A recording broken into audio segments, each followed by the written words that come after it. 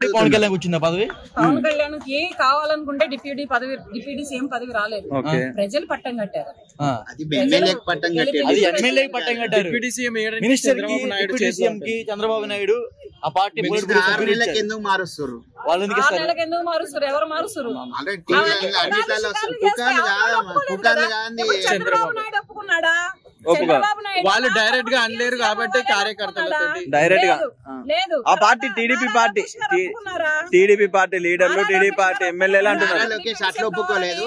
మా అధికార పార్టీ ఏది చెప్తే అది వింటా అంటున్నారు. మరి అధికార పార్టీ ఏది చెప్తే అదే వింటాడు. కానీ నారా చంద్రబాబు నాయుడు గారు కావాలని చెప్పలేదు కదా, చంద్రబాబు డైరెక్ట్ గా చెప్పలేకలే వాళ్ళ ఎమ్మెల్యే తోటి వాళ్ళ కార్యకర్తలతోటి కావాలని ఇదంతా వెన్నుపోటు పొడవడానికి ఇదంతా కేవలం ఓట్ల కోసమే పవన్ కళ్యాణ్ ఒక పాము లెక్క వాడుకున్నాడు. దాని తర్వాత అవసరం తీరిన తర్వాత పవన్ కళ్యాణ్ ఎల్లగొట్టాలని ఒక ప్లాన్ తోటి భారీ స్కెచ్ తోటి ఇదంతా నడిపిస్తుంది. చంద్రబాబు చేస్తున్నాడు అంటారా?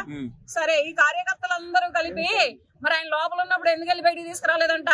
అంటే పవన్ కళ్యాణ్ తీసుకెళ్ళాడా? పవన్ కళ్యాణ్ వచ్చి తీసుకొచ్చాడా? పవన్ కళ్యాణ్ కదా తీసుకొచ్చింది. ఏ ఊరు రాబాయి? పవన్ కళ్యాణ్ మరి తీసుకొచ్చింది. చంద్రబాబు మాట్లాడాలా? వాళ్ళతో మాట్లాడి ఎక్కడికి వెళ్ళాలి అక్కడికి వెళ్ళి చంద్రబాబు నాయుడు బయటికి తీసుకొచ్చింది. చెప్పింది ఆయన భార్యనే చెప్పింది. పవన్ కళ్యాణ్ ఉండబట్టే ఈ రోజున నేను ఇప్పుడు రాజ్యాంగం ఇప్పుడు రాజ్యాంగం లా అండ్ ఆర్డర్ ప్రభుత్వం లేదు, కేవలం పవన్ కళ్యాణ్ రాజ్యాంగం ఉంది, ఏం అధికారం ఉంది పవన్ కళ్యాణ్ బయటకు తెచ్చాడు? ఆయన నిర్దోషం అనుకునే బయటికి తీసుకొచ్చాడు. అమ్మాయిలు మిస్ అయ్యారు అన్నారు కదా, మరి వాళ్ళని ఎందుకు తీసుకురాలేకపోతుండు? ఎవరు చెప్పారు? పవన్ కళ్యాణ్ చెప్పండి. పవన్ కళ్యాణ్ చెప్పండి. ఒక్క నిమిషం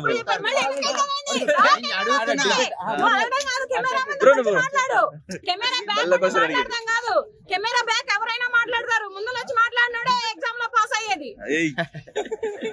టాప్ ర్యాంక్ కొట్టేది ఎగ్జామ్ హాల్ లో ఎగ్జామ్ రాసినాడు అవుతాడు, కానీ ఎక్కడో చదివినాడు ఎట్ట అవుతాడు? అంతే.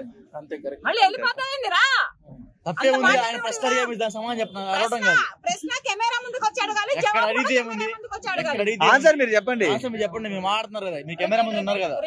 మీకు చాలా అనుభవం. ఇప్పుడు పవన్ కళ్యాణ్ చంద్రబాబు నాయుడు తీసుకొచ్చారు అంటున్నారు కదా, 30,000 మంది అమ్మాయిలు మిస్ అయ్యారని చెప్పి పవన్ కళ్యాణ్ ప్రతిపక్షంలో ఉన్నప్పుడు మాట్లాడిండు. ఒక్కొక్కళ్ళు బయటకు వచ్చారు మొన్న తీసుకొచ్చారు. 30,000 మందిని తీసుకొచ్చిండు. ఇప్పుడు 30,000 మందిని కాదు, వచ్చిన వాళ్ళు చెప్పారు కదా ఇది పని మీద వెళ్ళామంట చేశారు మమ్మల్ని. అసలు 30,000 మంది మిస్ కాలేదంట.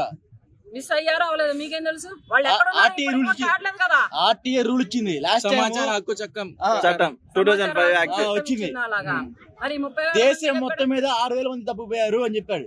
30,000 మంది పవన్ కళ్యాణ్ చెప్పింది కదా, దేశం మొత్తం మీద, ఒక ఆంధ్రప్రదేశ్ లో కాదు, దేశం మొత్తం మీద.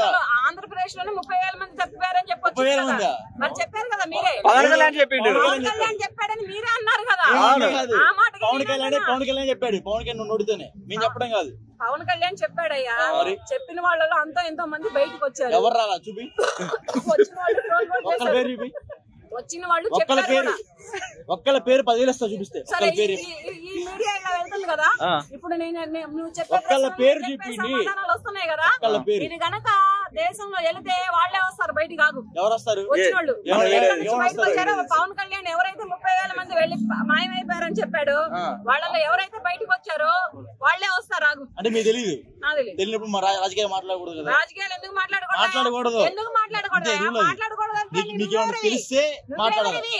ఎవరు నువ్వు చెప్పడానికి నీకు హక్కు లేదు కదా. రాజకీయాలు ఏ రాష్ట్రానికి కామన్ మ్యాన్, సామాన్య మానవుడు అని చెప్పు. సామాన్య మానవుడు అదే చెప్తున్నా, కామన్ మ్యాన్ అని. మరి కానప్పుడు మరి నాలెడ్జ్ ఉండాలి, అప్పుడు కెమెరా ముందుకు రావాలి. కామన్ మ్యాన్ నేను కానీ ఇప్పుడు నేను ఎప్పటి నుంచో వస్తున్నాను కెమెరా ముందుకి. ఇవాళ ఏం కొత్తగా ఏమీ రాలేదు. వచ్చి నువ్వే అడిగితే దానికి సమాధానం చెబుతున్నాను. సమాధానం చెప్పండి. 30,000 మంది అమ్మాయిలు ఎవరు వచ్చారు? 30,000 మందిలో 10 మంది బయటకు వచ్చారు. ఎవరు వాళ్ళు?